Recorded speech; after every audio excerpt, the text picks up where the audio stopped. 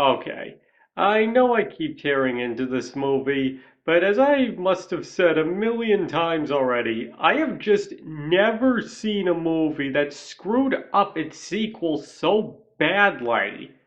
But today, instead of just once again rambling about everything this movie did wrong, I would instead like to demonstrate how this movie could have been much better, and specifically refer to one movie that I believe could have made for a perfect sequel to Wreck-It Ralph, at least template-wise. And that movie is, as shocking as this may sound, Doctor Strange in the Multiverse of Madness. But before we go any further, I would just like to say that not only will there be spoilers ahead for both movies, but that you probably shouldn't proceed with this video if you haven't seen them. Because I'm not going to be giving any kind of overview for them like I usually do, and instead operate on the assumption that everybody watching this has already seen both movies. In other words, if you haven't seen particularly Multiverse of Madness, then this video won't make that much sense to you. And also, I'm splitting this video up into two parts in order to cover everything without this video being an hour long. Okay, so with all of that out of the way, let's get right into it. Alright, so to start off, I've pretty much been done with Marvel for a few years at this point, but for reasons I'm not going to get into here, I decided to watch Multiverse of Madness. And I do believe that might be a reason why I liked it more than most, because I had basically zero expectations going into it. But to get back to Ralph Breaks the Internet, I do believe that if you apply the basic plot of Multiverse of Madness to that movie instead, you might just end up with the perfect sequel to Wreck-It Ralph. And to demonstrate my point, let me use all of my previous writing skills from writing books to paint you a picture here. Okay, so let's say the first movie ends exactly the way it does. Because if that little kid likes me, how bad can I be? Then, similar to Ralph Breaks the Internet, the sequel jumps ahead a few years, and all the characters are pretty happy. Really, the biggest issue might just be that Vanellope still hasn't gotten over what happened with King Candy slash Turbo. Then the arcade gets plugged into the internet, and all the characters are very intrigued by this. But when are cautioned to stay away, they do as they're told. Then one night, when everybody's asleep, a blazing red light comes through the internet and wreaks absolute havoc on one of the games, thoroughly corrupting it and forcing all of its inhabitants to flee. But this, naturally, rouses the attention of everybody else in the arcade, who comes running only to find themselves face to face with an extremely potent virus that then tries to attack them, but through a combination of everybody there is able to beat it back. Fleeing back into the internet, the virus swears that they can't keep it out forever and promises that when it's more powerful, it'll be back. So from there, the whole arcade has a big meeting, and Sergeant Calhoun, who thanks to her many years in Hero's Duty has quite an extensive knowledge of viruses, identifies it as an extremely rare but dangerous type that not only destroys everything in its path, but has the capability of controlling things as well, which causes her to believe that the virus was actually planning on taking over every game in the arcade rather than destroying it outright. And as she explains, this would cause everything inside the games, characters included, to be completely at the virus's mercy and be virtually its slave. And as she further states, the more things the virus controls, the more powerful it gets, hence the threat it made to them. And upon realizing that it came from and went back to the internet, she begins to worry that virtually limitless things to take over and control there, that its final goal might very well be to take over the internet entirely and achieve absolute power.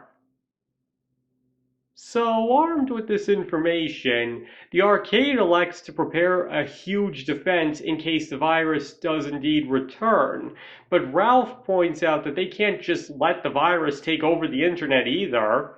So, after some debate, they decide to take advantage of the arcade being closed for a week and split up into two teams, with one group staying behind to defend the arcade and the other venturing out into the internet to try and find the virus.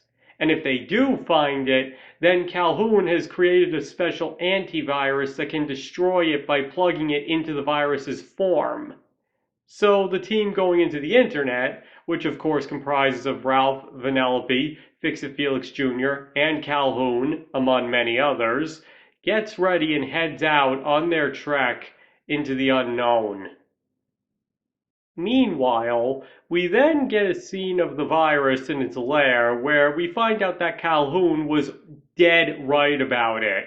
It is indeed trying to take over the internet and anything it's plugged into, simply because it wants to control everything. And we also find out that its philosophy is, if it can control the internet, then this would extend its control into the human world as well, because it will have everybody's personal information, be in total control over what people can and can't do online, and what any given person can have access to. And why does it want to do this? Because it's simply an insane, power hungry, yet fun and charismatic virus. And furthermore, we also find out that it plans on targeting a particular part of the internet that, if it succeeds in taking it over, will essentially win and get control over most of the internet. Now, back with the heroes, the arcade characters eventually split off into different groups, feeling that it'll be easier to find it that way in this strange new world. And one of these groups would be Ralph, Vanellope, Felix, and Calhoun. Now, obviously, quite a bit would happen in this section, but to simplify it, the scenes of Ralph's group having interesting encounters with new and different worlds would be interspersed with scenes of the virus neutralizing the other members of the arcade, locking them up in its lair. And this inevitably leads to a confrontation between Ralph's group and the virus, where during the fight it throws Vanellope into the distance, sends Calhoun, who it sees as the biggest threat, to parts unknown, and finally banishes Ralph and Felix into the deepest, darkest corners of the internet. And once they're out of the picture, the virus heads right for that section of the internet that it needs to take over in order to achieve total victory. Now, Vanellope, as it turns out, ends up near the website Oh My Disney, and feeling demoralized and ready to give up, she just starts wandering around it until she comes across her worst nightmare having come back to life, King Candy. Only, it turns out that this King Candy isn't actually evil, as he's simply a character on a Disney website, and is even apologetic to what had been done to her, which obviously comes as a big surprise. So after a conversation between the two, Vanellope, having made peace with the man who tried to ruin her life, decides that she must save Ralph and stop the virus from taking over the internet, and is prepared to confront it herself if that's what it takes. Now, at the same time, Ralph and Felix are trapped in what's little more than a black void and have no idea what to do next or how to escape. Then they come across a bunch of disintegrating characters and pieces of information, all of whom were either banished, discarded, or abandoned to just rot away in the most desolate, forgotten corners of the internet. But after Felix uses his hammer to fix these poor creatures and return them to their original state, they're so grateful to him that they agree to help them get out of there and defeat the virus. And just as the virus gets to its intended target, it's confronted first by Vanellope, who could have certain Disney characters backing her up if you think that would be cool, and tries to stop it. But the virus doesn't take her too seriously until Ralph and Felix show up with the people Felix had restored. From there, a battle ensues, but even then, it's clear that the virus is already much more powerful and almost impossible to stop. Now, while all of this is going on, we see that Calhoun, who managed to get back using her flying board, breaks into the virus's lair and frees everybody that had been holding prisoner inside before they all join the battle as well. But even that is barely enough to slow it down, and it splits itself off so a piece of it can plug itself in through the entry point and begin its takeover. But seeing this, Ralph and Vanellope stop it just before it's about to plug itself in, doing everything they can to hold it back. Obviously, Ralph is doing most of the work, but it's clear that if Vanellope wasn't there, Ralph wouldn't be strong enough himself.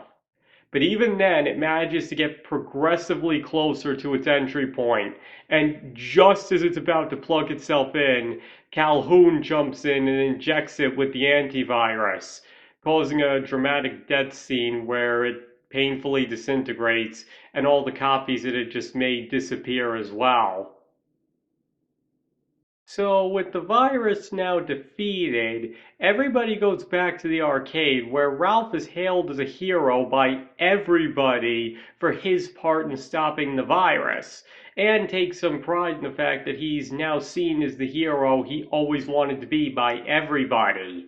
And we see that Vanellope is also in a much better place as well, being able to move on now that she's made her peace with King Candy. And it's also found out that the game the virus had corrupted has gone back to normal after its defeat, which means the game won't be unplugged and its characters won't become homeless. So all around the movie ends on a very happy and optimistic note, as befitting a Disney movie, with the characters also promising that if another threat were to arise, they would be more than willing to go back into the internet and stop it, thus leaving room for a sequel. Now, let me ask you this.